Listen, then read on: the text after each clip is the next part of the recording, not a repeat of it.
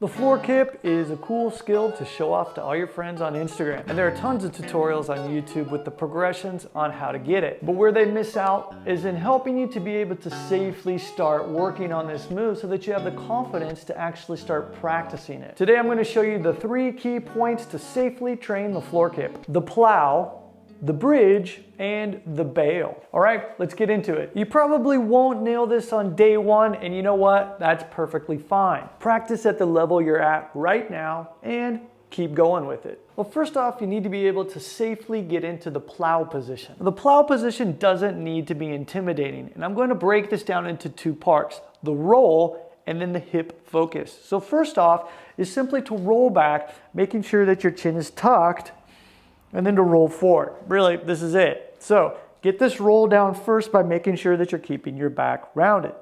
And once you're comfortable with that, you're going to roll back and focus simply on bringing the hips up a little higher into the air, catching your hips with your hands. So notice that I'm not placing my head on the floor just yet. I roll back, catch my hands to my hips. Notice that my elbows are here for support so that I don't fall out of it. Gradually working on bringing the hips higher and higher up into the air. Now, once you're comfortable with this position and going back, catching the hips, you can then start to place your head on the ground. Now, this is actually where we start to work on the plow. Now, the focus here is simply on letting your knees come closer to your ears. That's it. Focus on exhaling when you drop the knees. You can then start to push your hips up even a bit higher, dropping the knees, dropping the knees, dropping the knees, dropping the knees. Notice that I'm not extending my legs at all. The only time that I want to extend my legs is when my knees are right next to my ears, as they are now.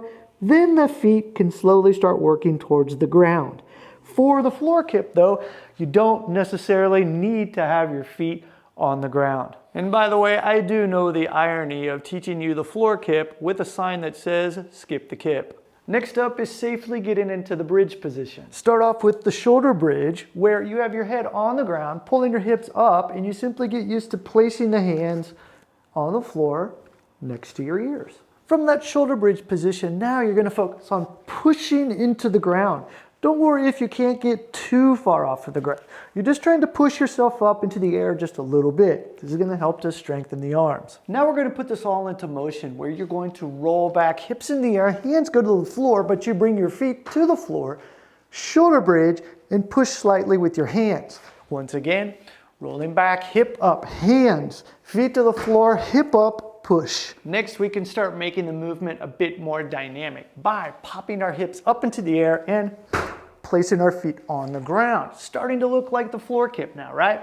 As I go back, I push into the floor with my hands, pop my feet to the floor, and raise my hips. We can practice this safely because we've worked on the previous progression. There's 2 key points here. One is pushing hard into the floor, and the other is kicking the legs up into the air and raising the hips. Notice there, I went a little higher. And really, that's it for that progression. Finally, we're going to focus on the bail, and this is probably the most important thing because it's going to keep you from slamming your back on the ground. Now, the first step for the bail is to start in a deep squat. And as we place our hands on the floor, we will push our feet out and roll back. Now, once you're very comfortable with that first variation, you're just not going to use your hands as you roll back. This can be quite tricky in the beginning, so make sure that you first use your hands to get comfortable with the movement. Always remember to round your back and tuck your chin whenever you're performing the bail. Now here's how our plow, bridge, and bail all work together.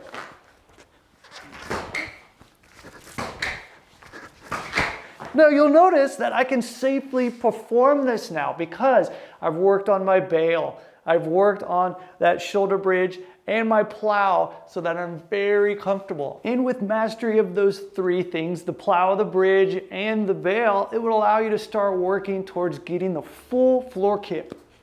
Now, don't get discouraged with the floor kip, and remember, safety first. That's what's going to allow you to continue to practice and get the full floor kip. Not only will you make progress with the floor kip, You'll also build strength, flexibility, and control that transfer over to everything else you do. Skills are built on the basics and attributes. In other words, you need mobility, strength, and coordination. And that's what our program Vitamin is all about. Vitamin is the program where we explore moving in different ways with your current capabilities. Check out the link in the description for more info on Vitamin.